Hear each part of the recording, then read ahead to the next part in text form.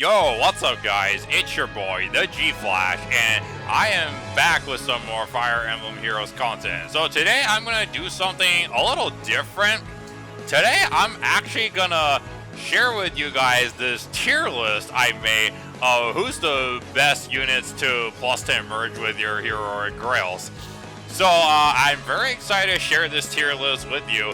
Now, just to keep in mind, this is just my own tier list and my own opinion, and it's based off of my play style of things. So yours could be very different than mine though, and you may like rank some of these units up or down and depending on what your need is. But this is just in my view, what I think, and my first my point of view of things. So if you think a unit should be moved up or down, then that's totally fine. We can have like a discussion in the comments.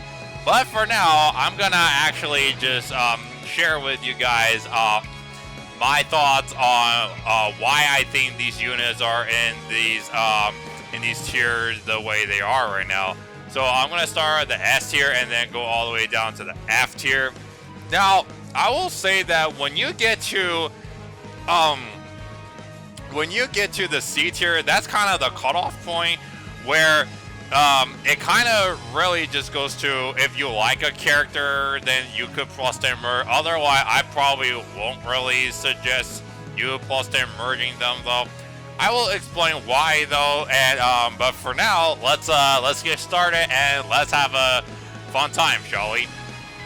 So in the S tier, I've got Itsuki, Crania, Black Knight, Zephiel, Flame Emperor, Christmas, Jafar, Winter, Cecilia, Aversa, Nesala, and Iago. Now, I know Iago hasn't got released yet. He'll get released very soon, but I'm going to still put him on here because I already know like what his skills and weapon are.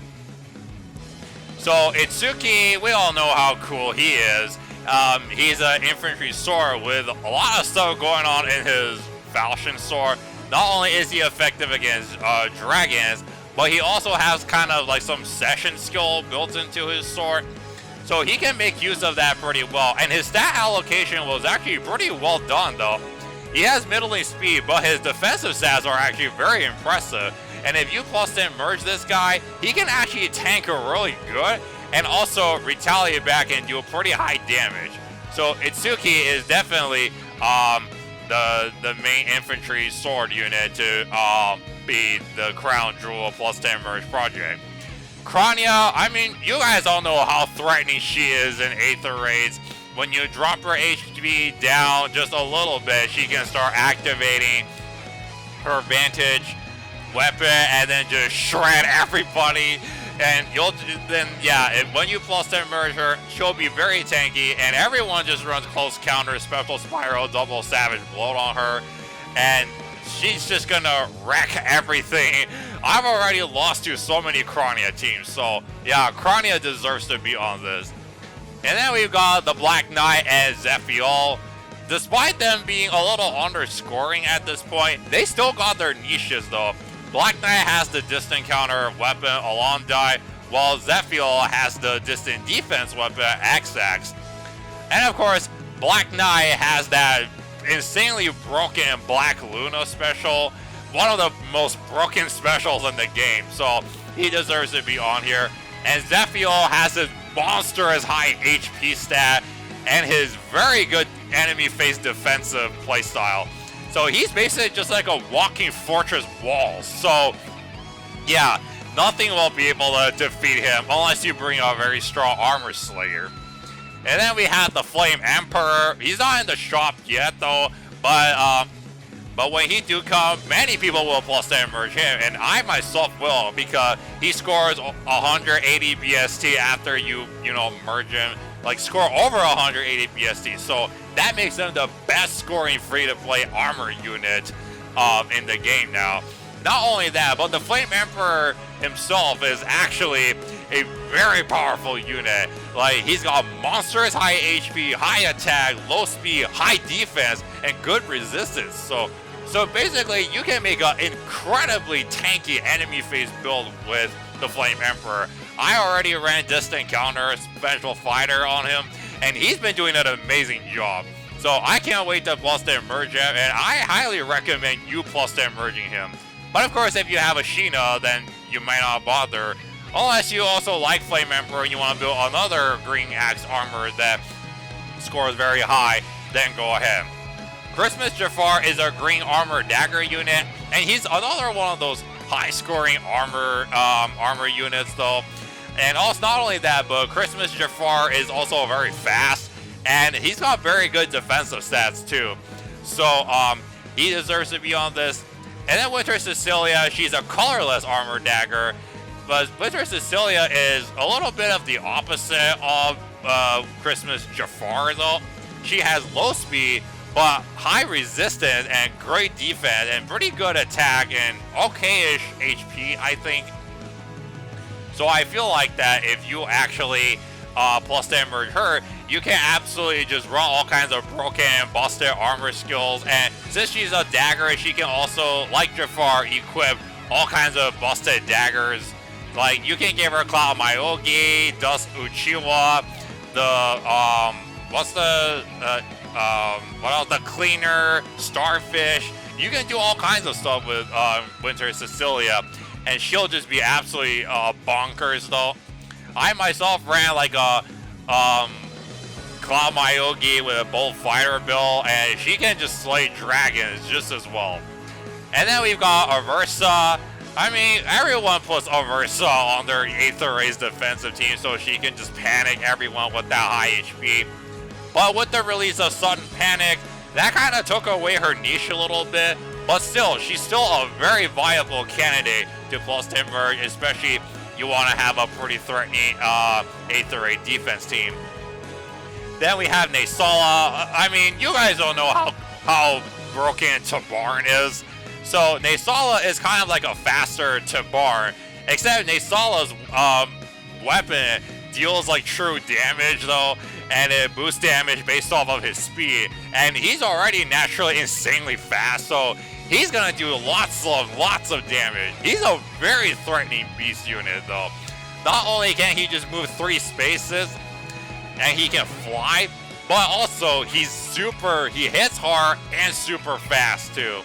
So with the Gale Force Naysala, he can just tear through any kind of content. Though I personally use him with Tabar, and dude, you have no idea how broken these two are.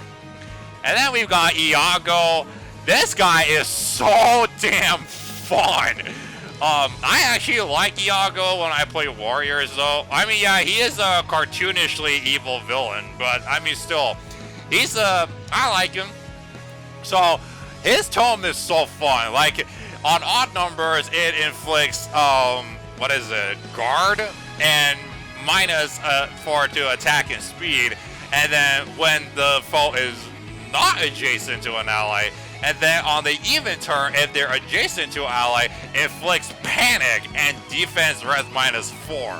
So just with that, just make this guy an easy target to plus 10 merge, because they wanna, and also the weapon has a condition that if his HP is high enough. So he's kind of also going for the Aversa gimmick though. So yeah, people are gonna invest into him, get his HP incredibly high, and just activate that weapon all the time. And not only that, Iago himself is a pretty good mage with very good stats though. High attack, high HP, great resistance, poorish defense, and okay-ish speed though. But I mean, at the end of the day, you're just gonna slap him with QR and then some HP buffing skills, and just let him be like a tactician that's just sitting in some fortress and just start to curse everyone though. So he deserves to be on the S tier. I can't wait to get him. So now we move on to the A tier, and the A tier is a second list of great units to plus 10 merge though. So Astrum, we all know how amazing his Mercurius is. Grants plus 4 to every stat though. And when Astrum is above 50% HP. And not only that, Astrum himself is a very powerful unit with Wrath as his base B/skill. So that alone just makes you really want to use him and plus 10 him. And then we've got Brunia. Brunia? I don't know. I'm going to go with Brunia. Who has the, I guess, the normal Idun effect that if she's above or no, below 100% HP or has a penalty, she neutralizes the penalties and gain like +4 to all her stats in combat. So that alone just makes her a very good blue mage though. Like you can give her Fury 4, you can give her, I don't know, push skill. You can do a lot of crazy things with Brunia. Just have her get some penalty or take some damage, and then she can just activate her tome effect and then just start nuking everything. And then Dalthea. Dalthea is more of like a player phase type of blue mage though. She's very powerful. She has the death tome with that, I guess, Fury 2 effect built into it, and she takes 4 damage after it. So she's kind of like the Vaulter of a blue mage though. So that's also pretty good, and she comes with Death Blow by default and even attack wave. So just give you any kind of offensive power to your Dalthea and just make her very, very strong. Renea is actually a pretty high scoring dancer though. She has got pretty good stats and her design is amazing, and I use her so much that I'm really willing to plus that merger one day so that I can, you know, pair her up with my boy Berkut when I use him in arena. And we've got Linus. I mean, Linus is just a very, very, very powerful powerhouse with monstrous attack and very good speed. And his defense is actually a lot better compared to someone like Raven. Res is garbage, but I mean, you're not going to use them to tank any, you know, mages. Linus is mostly just like a better Raven with like more HP and higher attack though. So even if and he has the Basilicals with the life and death refine. And even after the life and death refine, he's still very bulky though on the physical side. So Linus can actually pull off some very good shenanigans, and also he can be a very good Gale Forcer. So he obviously deserves to be on this ace tier though. And then we've got young Azura. Between her and Renea, it just depends on who you like better though. But Azura actually has her own niche though with the Book of Shadows, just in-game, like in-combat debuff. So that's just very good. But I will still personally go with Renea because her Silver Goblet has like the distant, I guess, what is it called? Distant ward? No, not distant ward. Damn, what was it? Well, yeah, it's a supportive type of, you know, drive distant defense type of thing though. I'm trying to remember what it is though. It's distant guard. Yeah, distant guard. Yeah, she has the distant guard effect built into the Silver Goblet. So that automatically just makes her a fantastic support unit though. Yeah, I'm sorry, the name just blanked out of my mind for a sec. And then we've got Garen. Garen is actually a very tanky red dragon, and he neutralizes the effective against dragon bonuses into his weapon. So that automatically makes him a very good candidate to plus their merge, because that way no dragon slayers will be able to just want to slay him. The only weakness he's got is the infantry, but the only infantry effectiveness weapon in the game is Poison Dagger. But the thing is, nobody even runs that anymore. Anyone who runs a Kagero just uses her weapon refine. So yeah, Garen doesn't really have to worry about any kind of infantry effectiveness, at least for now. Then we've got Kempf. This guy seems very interesting because of his Venon's Edge weapon that deals 10 damage to foes, I guess 2 spaces, and then inflict the Candlelight status on them. So that makes him a very fun unit. You can poke someone, get the damage, inflict the Candlelight status, and then have him retreat, and then have someone else come in and just finish the enemy off. So he's also a very good supportive type of unit with that weapon. And honestly, what you can just do is just run double Savage Blow on him, and then just have him just absolutely just chip damages away from your enemies, and then just have your teammates finish them off. So Kempf is a pretty good unit though. He can also be very offensive. And then we've got the two Cavalier Archers, Luis and Rolf. So Bride Louise has her Swift Sparrow bow, and then Rolf has his Fury bow, I think. I'm not going to say which one is better though, but I think in my books, I think Louise is a little bit better because she has a Swift Sparrow bow, and you can use that to do a lot of offensive stuff though.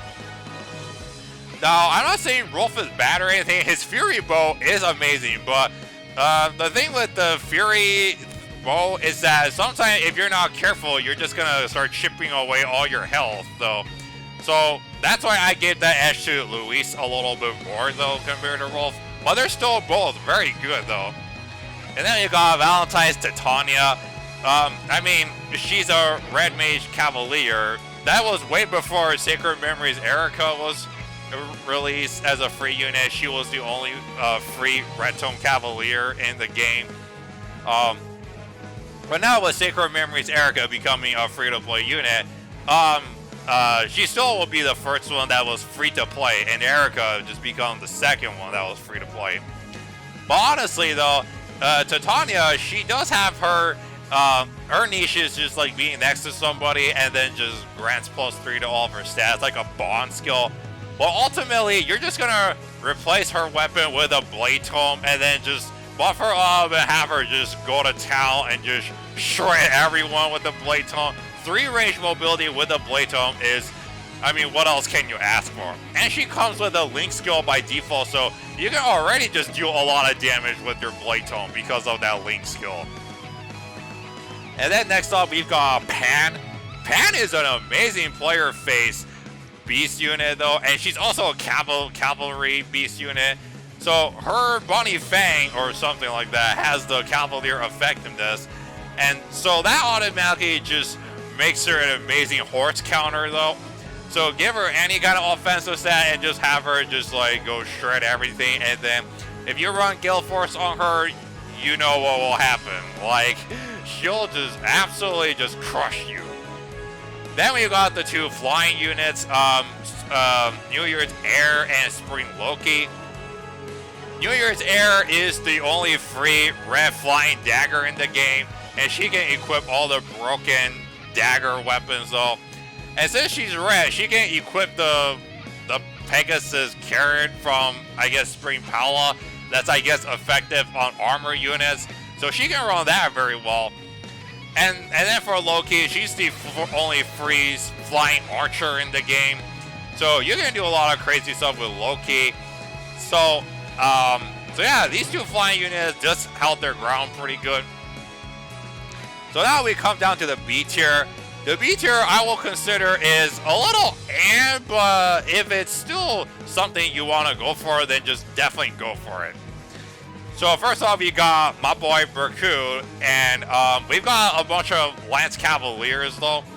So you got my boy Berku, Clyde, Conrad, Death Knight, and Finn. And of course I have Canvas, but I'll get to him. So Berku is just, I mean, he has this niche of having the Berku's Lance, just having more res. And he can be a very tanky boy if you built him up though. I mean, I already built him up and he's doing a good job though. Clive has the armor effectiveness on his weapon, so he can smash armors very well. But Clive is mostly built for like an enemy phase kind of armor smacker instead of like a player phase one. So you can do whatever you want with Clive. Conrad, I feel like he's a little bit better than Berku. I don't know, they're kind of the same thing, except Conrad does have more resistance, while Berku has like more attack and more defense though. So they're kind of the same thing though, but if Berku can pull off like a distant counter shenanigan, well, then Conrad can do the same thing too. And then we've got the Death Knight. He actually has a pretty fun weapon, the Scythe of Serial, that if the enemy is buffed up, then he neutralizes their follow-up attack, and he gets +4 to all of his stats, and it has a slowing effect. So Death Knight can actually run Gale Force or, you know, Ignis very well. So Death Knight definitely has his own niche, though. Finn, I mean, he used to be like a Form of Soul unit, though, so I guess many people who actually built him up through Hall of Forms, I guess just got the Form of Soul pack and just got their broken version of Finn. And that's what I do to myself, though. So Finn, he's a pretty all-around unit. I mean, the only thing that's holding back against him is that he kind of needs a perf weapon, though. But other than that, I think he's a pretty balanced unit. Ursula just got her refined, and it's a very good one. She basically turns into a blue Gothra with the Wolf Tome effect. So that automatically just makes her a very good unit to invest into, though. I was usually used to gonna put Ursula down in the F tier, but because she got her refine and is a very good one, she gets bumped all the way to the B tier. So not only did Ursula just become, like I said, a blue Gothra, but the Cavalier effectiveness just makes her even like a better Gothra. Like she can just buff Ursula up, or no, like have a support unit debuff the enemy, like a cavalry enemy, have Ursula go up there and just absolutely just shred them with that Wolf Tome effect. I think this is supposed to symbolize that Ursula is a merciless assassin, that she wants to see her enemies get injured and then just finish them off in the most merciless way and brutal way ever. So that's funny. And then we've got Cadmus and Xander. I mean, what else can I say about them? They used to be the most infamous distant counter Cavaliers in, I guess, year 1 and 2. But now, just because you have distant counter on your weapon doesn't make you all that good anymore. I mean, you can try your best to make them good, though. But still, they kind of need like a weapon refined to stand out a bit more. But I'll say this, though. Xander's defense is insanely high. If I'm not mistaken, I think his defense is higher like than some armor units like Zephiel and Black Knight. So that is just insane. But obviously, his speed is low and he has no res at all, so he's gonna get shredded by mages, of course. Cadmus is a little different than Xander. He's got good speed stat, good attack, also good defense. And he also has no res, so he's also going to get shredded by mages. But the difference between Xander and Cadmus is one is a slow unit and one is a fast unit. So Cadmus won't get doubled, while Xander is very easily going to get doubled, though. So hopefully someday changes for these two and they can have a refine and be better. And then we've got Hot Spring Camilla. Now, you can make the argument to bump her up to the A tier along with Air, but I feel like I use Air a little bit more because of her weapon. Like, her weapon has like some kind of dual sabotage skill, so that's why I value her a bit more than Camilla does. I mean, don't get me wrong, I did inherit Starfish, the Desperation Dagger, onto Camilla, but I kind of rarely use her, so that's why I put her down the B tier, though. Alwyn Dorcas, obviously, now that you think about it, he's just a worse Flame Emperor. But Dorcas does still have his own little niche, though. I mean, him and Flame Emperor are very similar, except he has lower res, while Flame Emperor has a little bit more res. But they do the same thing, though. So just pick your favorite, which one you want to go. I obviously just prefer Flame Emperor because he scores high, though, and can tank well. Then we've got Valentine's Eliwood. Now, I put him down in the B tier because I feel like he's just not as good as he might used to be, though. Like, I feel like he's a little overshadowed by someone like Valbar, who you can just summon as a 3 and 4 star hero. Because Eliwood has 29, 29, and that's just not that good anymore. But of course, when you plus 10 merge him, he'll gain 4 to all of his stats, so he'll have like 33, 33. And I still think that's still not that good enough, though. But Eliwood can still, you know, pull off some fast you know, fast armor builds though, like with someone like Amelia, or you know, all these people that are fast armors, not slow armors though. And then we've got Har. You can make the argument to either drop him or something, but I personally put Har here because his attack is high, HP is high, low speed, defense is very high, but low rest too. So he's kind of like a, like Shershay or like a Jerome though. But Har, one thing why I put Har here is because he comes with a Brave Axe. So he can actually you can just give him all kinds of offensive skills and just have him one-shot people. So I put Har here though, and I also really like him. Then we've got Male Kana. If you actually switch out his breath into a lightning breath and just give him all kinds of defensive skills though, then he can actually be very hard to take down. Whenever Brazen Defense Res become a Sacred Seal, I'm gonna slap that on him and have Fortress Def Res on his A slot, and I will just watch anyone trying to take down that Kana. So Kana have his own niche. I just wish he got his own, you know, Moon Dragonstone refined though. He'll get it someday, I know it.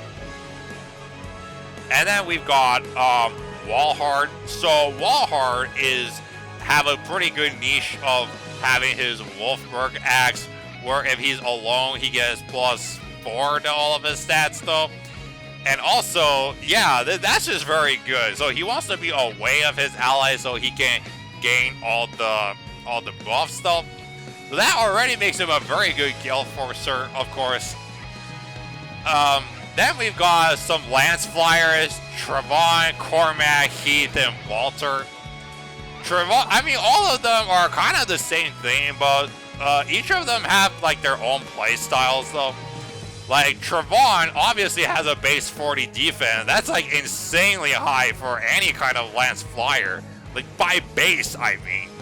But Trevon doesn't have a weapon that has any effects in it, so you're gonna have to switch out his weapon for something like a Vanguard or something like that, and just make him very tanky. Cormac and Heath, they're kind of in the same boat, except I feel like Cormac has a bit more resistance than Heath and more defense. Heath has less defense, but I think more resistance than Cormac, I think. And he, I think, also has a little middling speed. So they're kind of in the same boat, though. But, I mean, you can do whatever you want with Cormac and Heath, though. They can also be very good. Walter is more of a player-face style kind of Lance Flyer with that Cursed Lance, but Walter desperately needs a Cursed Lance refined to stand out. But, yeah, if he gets one that's very good, then I guess I'll bump him up to the A tier. But for now, he's going to stay in the B tier. Tobin got to refine that as an armor smasher with like the kind of variant effect where if his HP is higher, then I guess he gets +4 to his stats though. So that's pretty good though. But the thing is, his HP is not all that high. 46 is pretty high, but I mean, with all the merges and stuff like that, if you can get his HP to like 60, then I guess his weapon should activate like every time. Because when you go into Arena of Soul, you're going to face a lot of armors that have more than 60 HP. So just watch out for that though. So now we come to the C tier. This is the part where I say before that if these are your favorites, then go. But other than that, I probably won't really recommend it though. And these are just my opinion again. So I'll go over why I put them in the C tier though. So Ardent, don't get me wrong, he's still got that monster as high as 60 HP and that pretty high attack and very high defense. But he has no speed and he has no res, so obviously like he'll get just shattered by any mages or any magical damaging. But Ardent does still have his niche with that follow-up ring, so you won't have to run any kind of other beast law skill like Quick Riposte though. Then we've got male New Year's Corrin. New Year's Corrin actually has a very good defensive stat, so he can be a pretty good close counter archer though, but he has very low res and pretty low speed, so he's gonna get doubled a lot though. But he can, like I said, he can be a very good close counter, like physical tanking kind of archer. Like I build Milcorn with a guard bow with close counter QR, and he's only just there to like tank physical hits. I don't use him to tank magical hits because even if you try to fix his res, it's kind of not gonna really go well though. Then we've got the two infantry sword unit, Navarre and Rutger. Navarre has his Scarlet Sword have that, I guess, quick impulse kind of thing, like the Ophelia effect though. Like Navarre can actually just charge up for his Blazing Wind or something, like in the start of combat. But the problem is his base stats total are very mediocre, and he's not very ranged, and his attack isn't even all that high. So he's not a threat at all, and he's gonna get absolutely just nuked into oblivion by any kind of mages though. And then Rutger, he's kind of like a better Navarre, but I mean, I don't really use him, so I just put him in a C tier. Oh, a nice refine on Rutger will probably make him a little better. And then Garneth and Takumi, they're trying to pull off some gimmicks of if you wait a certain amount of turn, you'll get like splash damage to your enemies and stuff like that. And also Garneth can also inflict the Canalize status, while Takumi just inflicts like just deals, I guess, plus 10 damage to like all the, I believe it's plus 10 or plus 20, I don't remember, but Takumi deals damage to, you know, the foes in cardinal directions. So they've got good gimmicks there, but I rarely use them anymore. I mean, I haven't even built up Garneth. I want to one day, but not right now because I have some other projects right now. Then we cut to Cynthia and Sigrun, two Lance Flyers. They're kind of in the same boat. I mean, they're just either offensive or defensive Lance Flyers. I think Cynthia is more of an offensive, while Sigrun is more of a defensive, because Sigrun does have defense res Link, and that can just make her pretty tanky at times though. But Cynthia has the Fire Sweep Lance, so I think she pulls off better offensive than defensive. And then we go to the two red mages, Leon and Julius. Now Leon is a Raven Tome mage though, and he has pretty good defensive stats for a Raven Tome mage, but I honestly feel like he's just overshadowed by Sophia and Henry, who both got their refines though, so Leon desperately needs a refine. So until he gets one, I guess he's gonna sit in the C tier. Julius, I have this guy built up, and he's actually a mage that has a very good niche of having very high res, and his weapon is very interesting that does the in combat -6 debuff though. But my main issue with this dude is that his defense is just way too low. I mean, if his defense and speed stats are switched, like his speed is 19 and his defense is 27, then I think he would have been way better. But no, because it's not like the way it's because his defense is just 19, so that's just paper thin low, and he's absolutely gonna get shredded by any kind of physical unit. But he is a very high res damaging mage though. Like I actually gave him like attack res solo, warding stance as a seal, and he can actually tank mages, like any color mages, like a champ, and just nuke them with Ice Bird. But like I said before, his defense is just too low, so yeah, he's gonna, if you're not careful, he'll just absolutely just go down. And also, don't forget, he is weak to Dragon Effectiveness weapon. So then we've got Picnic Leo. Picnic Leo is a pretty good defensive Green Mage Cavalier, but I still feel like Cecilia is a little bit better since Cecilia is, I mean, you can summon her easily in the summoning pool, while Leo, you have to actually use Grails. But Leo does actually have his own, you know, niche with his distant defense and his, I guess, another kind of distant death kind of weapon. So he can be pretty defensive, but still, I would still think that Cecilia is a little better. Then we got Marth. He's an Axe Cavalier. I feel like that's not a very saturated class though. But I still think that Walhart is a bit better because Walhart has a perf weapon and Marth doesn't. Marth is kind of just like a supportive type of, you know, Axe Cavalier. So I give the edge to Walhart a bit. Then we've got Michaela's. This unit is actually not bad at all with that Hauteclair Refine. He can deal some insane damage. But I find myself using Har or Churche a little bit more than Michaela's. So, yeah, I don't feel like Michaela's has his own stand ground all that much anymore. He's still a very neat unit, though. And then we have Legion and Summer Yulger. Legion obviously has the niche of his Panic Axe, though. When you refine his Legion's Axe, it actually enhances the Panic effect. That doesn't just deal damage to that one unit, though. It actually sprays the effect to, like, 2 spaces of the enemy. So that's amazing. But the problem with Legion is that his defensive stats are just a little too low. But, I mean, his offensive stats are amazing. Like, high HP, high attack, high speed, but low defensive stats. So, if you're not careful, then Legion will probably go down very easily.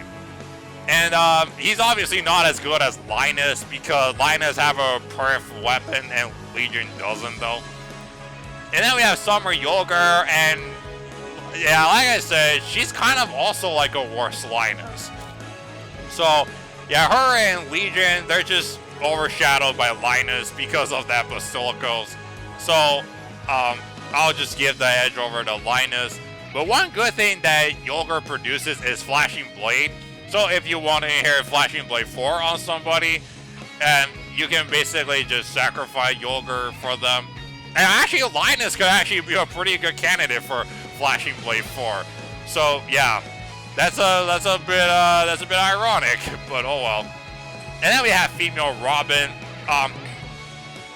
She's also like a supportive type of mage. She has the Spectrum Tactics in her tome, and she's a colorless. No, I mean, she can tank colorless foes. She has a Raven tome.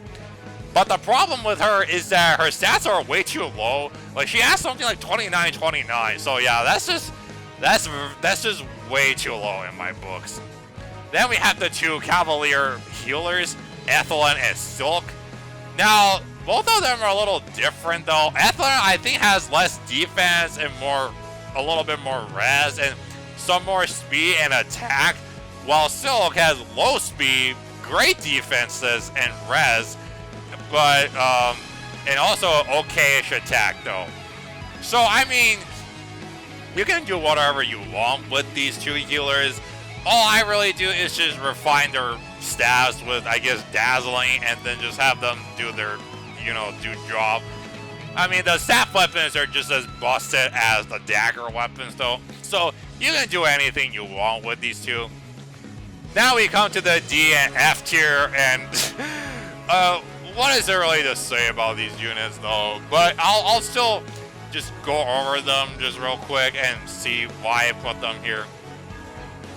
So Arvis and Sayas, what should I say about them? Like, they used to be the infamous ploy bots, but nowadays they don't work anymore because of the chill skills, the sabotage skills, and the dual chill skills that was already introduced from Spring S. So all of that just absolutely just power crept the old ploy skills. And obviously, and also, yeah, I can't really sing the praise of these 2 anymore. And they desperately need a refine. Otherwise, what is it for them to even exist anymore? They'll obviously just gonna get devoured by other, high res people. That's gonna devour them for their, ploy skills. Jerome, I mean, he has the pole axe, but I don't use Jerome anymore, and I use Har a bit more because Har has a Brave Axe, while Jerome doesn't. I mean, you can inherit a Brave Axe onto Jerome and probably have him do the same thing like Har does, but you gotta spend like 20,000 feathers, while Har just comes with a Brave Axe by default. So I would rather just, you know, have you save your feathers and work on something if you want, though. So this Batman type hero is just kind of just left in the dust at this point. Summer Fiora, I don't think she's as good as someone like Kada or, you know, all the other store flyers, though. So, and she doesn't really have, I forgot what does she have, though. I think her weapon's alright, but I don't use her, so, and I don't think she's very that amusing to me anymore. And then we've got Junior Leguard. I mean, Junior Leguard, everyone doesn't use her. Everyone just fodders her Waka Sub Plus to their armor units, or to their lance units. So, and I don't use Leguard anymore, so yeah, I feel like Leguard is just a little left in the dust as well. Joshua is in dire need of a weapon refine, and until he gets one, he's just gonna sit in the D tier. He has very, very balanced stats, like high speed, great defensive stats, and great attack and HP. But like I said, with no weapon refine, he's just very bland. So yeah, unfortunately, he's gonna sit right here. Mass Marth, I mean, you can still make her work, but the problem is she doesn't come with any skills by default, so you're gonna have to sacrifice a lot of units and invest a lot of time into her. Marissa, I mean, she's an okay type of sword unit, but I don't use Marissa, and I don't see anybody else using her. But I will mention this, Marissa is the only unit in the game that has easy access to Infantry Pulse. So if you don't want to merge up your Marissas, though, just go ahead and just fodder her off for Infantry Pulse. It's such a great skill. It will do very well on your Aether Raids team. So basically, Marissa as a unit doesn't stand out anymore, but her as a fodder is very good. Then we come to the F tier, and oh my gosh, these people, these units just absolutely worthless at this point. So Canis, he desperately needs a weapon, and nobody uses him, and I feel bad that he got shafted this part. Clarice, what is it to say about her? She used to be very good when Norn or, you know, Tanya never existed. But now these two do exist, they just outclass Clarice very hard. So, and Clarice has no prep for bows, so I guess she's gonna just, she's just gonna get left in the trash can. Lloyd's Regal Blade Refine is just horrendous, and that Bond Refine is just atrocious. Like having an infantry mage near him to activate that is just too gimmicky. Like I don't like that refine. And but here's the thing though, Lloyd could actually use the distant ward skill like from New Year's Selkie very well if you do manage to have that, because now it can actually make him a very good res tank. But the bigger issue with him is he just has absolutely no defense at all, and he's absolutely gonna get wrecked by any kind of physical unit. So him as a physical unit with no defense is just not the goodest thing ever. Jomka, I don't see this guy out there anymore, and I personally don't even touch him. So yeah, Jomka is just like the Clarice, outclassed by people like Norn, Tanya, and also outclassed by the old units that got a refile like Gordon, Klein, you know, all these people. Narcian really needs his preferred axe, and if he doesn't have one, then he's just gonna send the F tier. Like, who even uses Narcian? His stats are just way too low. Low attack. I mean, his defenses are okay, but still, that low attack just doesn't help at all. And Oliver, I mean, he has no, his tome doesn't do anything, and it's just like a vanilla tome, so, and Oliver is very slow. I mean, he's tanky, but he also doesn't have any kind of defense. He has low defense, and his attack is just eh. And yeah, he gets outclassed by other blue mages, like up there with Delthea, and even like a dancer like Renea. So hopefully Oliver gets his weapon refined one day, and we'll see how it goes though. So yeah, anyway, that was my tier list. So I hope you guys enjoyed it, and let me know in the comments, what do you think of my tier list, and do you think some units should be moved up or down? Or do you think that I was wrong on some of them? But whatever it is though, feel free to share them down and let's have a chill discussion. And if you like what I do, please feel free to like, share, and subscribe. And look forward to some more for some more Fire Emblem Heroes videos in the future. I'm gonna start grinding some more orbs though, and want to see what this bonus legendary is. So maybe I can summon there though. So until then, please stay safe and wash your hands, because we're in a very special time right now. Wash your hands, try to avoid crowds, and just have fun playing video games and doing whatever you like. So with that said, I will see you all in my next video. So thank you so much for watching, and I will see you all later.